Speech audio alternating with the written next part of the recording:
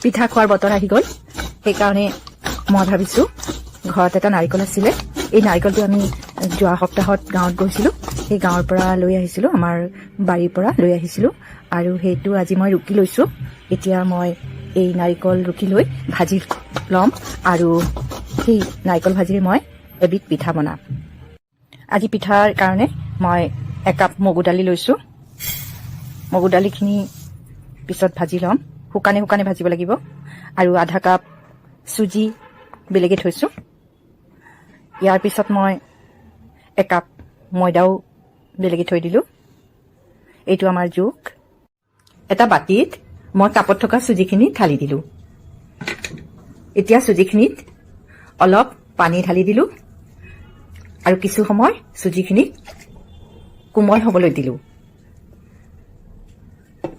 এতিয়া মই গেছ জ্বলাই দিলোঁ আৰু গেছত কেৰাহীটো দি দিলোঁ কেৰাহী গৰম হোৱাৰ পিছত মই মগু দালিখিনি তাতে এৰি দিলোঁ এতিয়া মগু দালিখিনি খুব ভালদৰে ভাজি ল'ব লাগিব আকৌ মন কৰিব লাগিব যেন দালিখিনি তলত লাগি নধৰে দালিখিনি ভালদৰে লৰাই থাকিব লাগিব আৰু গেছৰ জুইটো চিমত থ'ব লাগিব এয়া দালিখিনি খুব ধুনীয়াকৈ ভজা হৈ গৈছে এতিয়া দালিখিনি মই নমাই ল'ম আৰু অলপ ঠাণ্ডা হোৱাৰ পিছত পানীৰে খুব ভালদৰে ধুই ল'ম দালিখিনি খুব ভালদৰে ধুই লৈ মই এটা প্ৰেছাৰ কুকাৰত দালিখিনি ঢালি দিম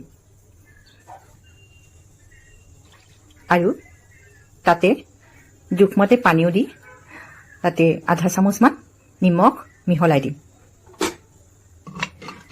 এতিয়া প্ৰেছাৰ কুকাৰটো ভালদৰে ঢাকনি মাৰি মই গেছত তুলি দিলোঁ এতিয়া প্ৰেছাৰ কুকাৰটো গেছত তুলি দিলোঁ আৰু এতিয়া মগু দালিখিনি খুব ভালদৰে সিজিব লাগিব দুই এটা চিটি দিয়াৰ পিছত প্ৰেছাৰ কুকাৰটো প্ৰেছৰ পৰা নমাই দিলে নহ'ব কমেও 6-7টামান চিটি দিব লাগিব তাৰপিছত দালিখিনি ধুনীয়াকৈ কোমল হৈ যাব আৰু তেতিয়া দালিখিনিৰে ঠাণ্ডা হোৱাৰ পিছত দৌ বনাবলৈ বৰ ভাল হ'ব আৰু সেইকাৰণে 6-7টামান চিটি দিয়াৰ পিছতহে মই প্ৰেছাৰ কুকাৰ গেছৰ পৰা নমাই দিম এতিয়া প্ৰেছাৰ কুকাৰ অলপ ঠাণ্ডা হোৱাৰ পিছত এয়া সিজি যোৱা দালিখিনি মই এটা বাতি লাহে লাহে ঢালি ল'লোঁ এয়া কি ধুনীয়াকৈ সিজিছে দালিখিনি চাওক কিমান ধুনীয়া কোমল হৈ গৈছে এতিয়া সিজাই থোৱা মগু দালিখিনিত মই বাতিৰ ময়দাখিনি ঢালি দিলোঁ আৰু তাৰপিছত তিয়াই থোৱা চুজিখিনিও ঢালি দিলোঁ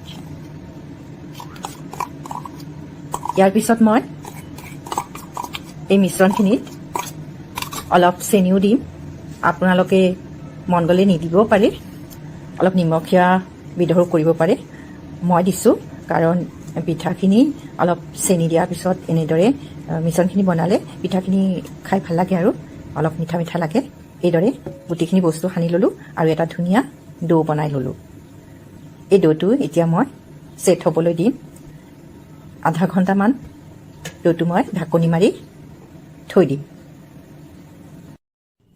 30 মিনিটমান পিছত ঢাকনি গুচালোঁ আৰু এয়া দৌটো বৰ ধুনীয়াকৈ কোমল হৈ ছেট হৈ গৈছে এতিয়া মই দৌটোৰ পৰা পিঠা বনাম তাৰ বাবে মই এতিয়া অলপ ময়দা লৈ লৈছোঁ আৰু ৰাতি ৰুকিছিলোঁ যে সেই নাৰিকলখিনি মই ভাজি লৈছোঁ এটা বাতিত লৈ লৈছোঁ আৰু এতিয়া মই দৌৰ পৰা অলপ অলপ লৈ পিঠা বনাম এয়া বলৰ নিচিনা বনাই লৈছোঁ আৰু এইদৰে পিঠাবোৰ বনাব লাগিব মাজতে ভাজি লোৱা নাৰিকল অলপ দি দিলোঁ তাৰপিছত ধুনীয়াকৈ পিঠাটো বনাই ল'লোঁ ঠিক এইদৰে বাকী পিঠাবোৰো বনাই যাব লাগিব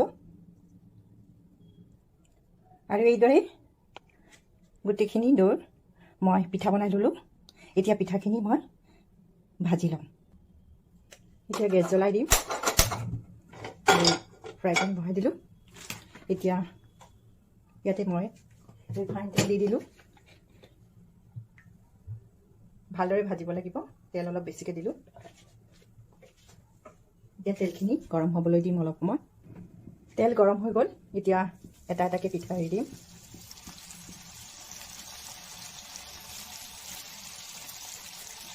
পিঠাখিনি এই পিঠাটো পেটৰ কাৰণে বেয়া নহয় খাবলৈও বৰ সোৱাদ।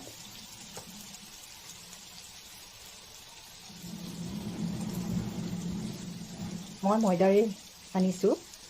আপোনালোকে মন কৰিলে ময়দা সলনি পিঠাগুড়িও দিব পাৰে, তেতিয়া আৰু মচমচীয়া হয়। মোৰ ঘৰত পিঠাগুড়ি বনোৱা নাই বুলি মই ময়দাৰে পিঠাগুড়িৰ কাম কৰিছোঁ। আৰু চুজিখিনি দিছোঁ অলপ এঠা হোৱাৰ কাৰণে।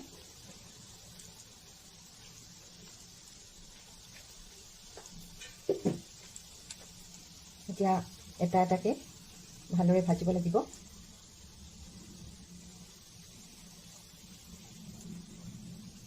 এয়া পিঠাখিনি চাওক কি ধুনীয়াকৈ ভজা হৈ আছে। একেবাৰে মচমচীয়া হ'ব লাগিব, তেতিয়া খাই বৰ ভাল লাগিব। এইটো ৰাতিপুৱা চাহৰ লগতো খাব পাৰি, ভাল লাগে খাই।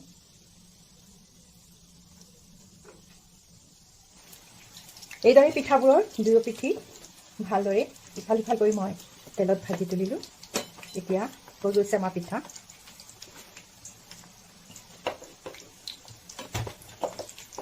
খুব ধুনীয়া হৈছে, মৰমৰীয়া, চাহৰ লগত খাবলৈ মজা হ'ব।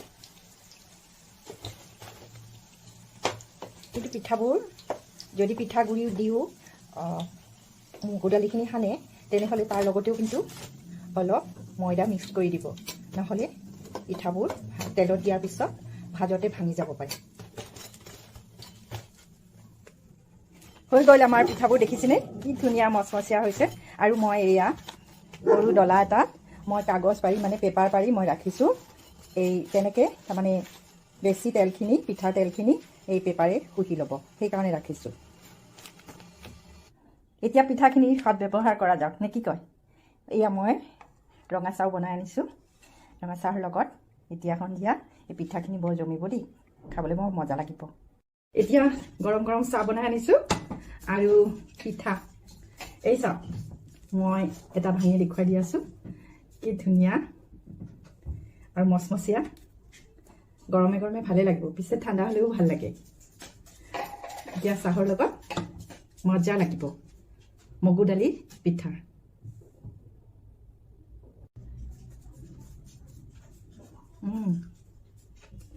মজা।